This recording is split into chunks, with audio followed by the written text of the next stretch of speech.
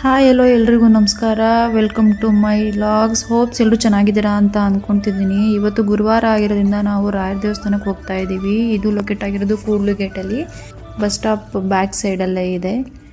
ಪೂಜ್ಯಾಯ ರಾಘವೇಂದ್ರಾಯ ಸತ್ಯಧರ್ಮತಾಯ ಚ ಭಜತಾಂ ಕಲ್ಪವೃಕ್ಷಾಯ ನಮತಾಂ ಕಾಮಧೇನುವೆ. ರಾಘವೇಂದ್ರ ಸ್ವಾಮಿನ ನಂಬಿದರೆ ಯಾವತ್ತೂ ಕೈ ಬಿಡಲ್ಲ. ನನಗೆ ಇದು ಪರ್ಸ್ನಲ್ ಆಗಿ ಎಕ್ಸ್ಪೀರಿಯನ್ಸ್ ಆಗಿದೆ. ಎಲ್ಲರೂ ಒಳ್ಳೇದು ಮಾಡಲಿ ಅಂತ ಬೇಡ್ಕೊಂಡು ದೀಪನ ಹಚ್ಚಿ ಪೂಜೆ ಮಾಡಿದೆ.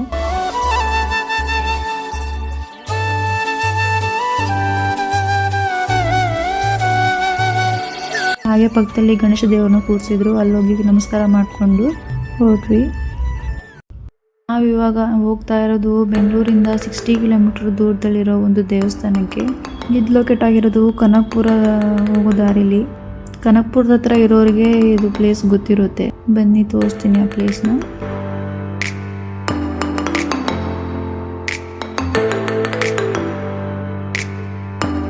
ಹಾಗೆ ಹೋಗ್ತಾ ಗಣೇಶನ ಕೂರಿಸಿದ್ರು. ಹಾಗೆ ಕೈ ಮುಕ್ಕೊಂಡು ಹೊರಟ್ವಿ ಅಲ್ಲಿಂದ.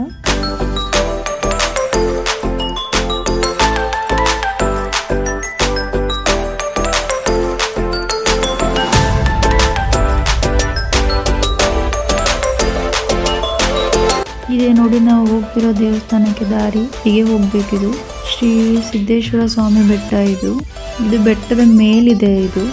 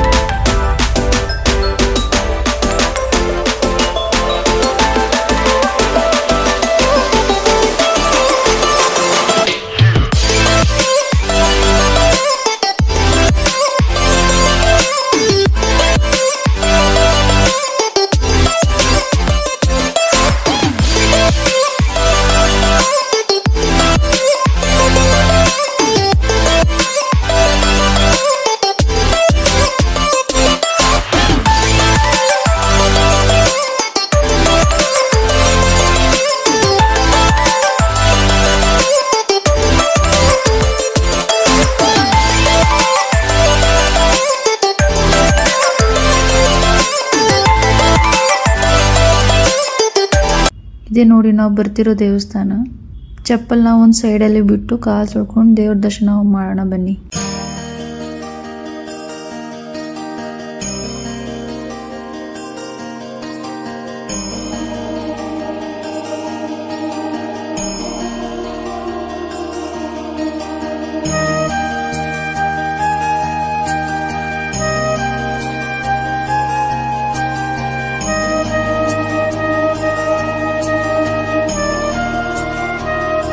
ಇದೇ ನೋಡಿ ದೇವಸ್ಥಾನ ಶ್ರೀ ಸಿದ್ದೇಶ್ವರ ಸಿದ್ದಪ್ಪಾಜಿ ದೇವಸ್ಥಾನ, ಶಿವನ್ ದೇವಸ್ಥಾನ ಇದು.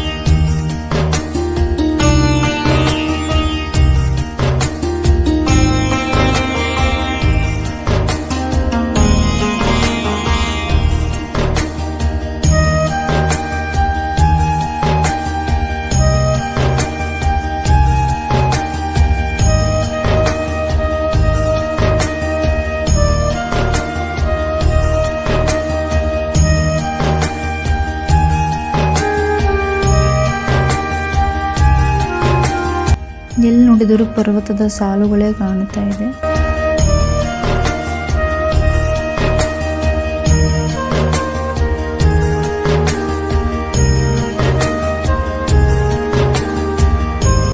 ನೋಡಿ ಕಮಲಗಳನ್ನೆಲ್ಲ ಚೆನ್ನಾಗಿ ಹಾಕಿದ್ದಾರೆ ಮಧ್ಯದಲ್ಲಿ. ನಂದಿ ಬಾಯಲ್ಲಿ ನೀರು ಬರ್ತಾ ಇದೆ. ತುಂಬ ಚೆನ್ನಾಗಿ ಮಾಡಿದ್ದಾರೆ ದೇವಸ್ಥಾನ. ಲಿಂಗದ ಮೇಲೆ ನೋಡಿ ಯಾವ ಥರ ನೀರು ಬೀಳ್ತಾ ಇದೆ. ತುಂಬ ಚೆನ್ನಾಗಿ ಕಟ್ಟಿದ್ದಾರೆ ದೇವಸ್ಥಾನನ.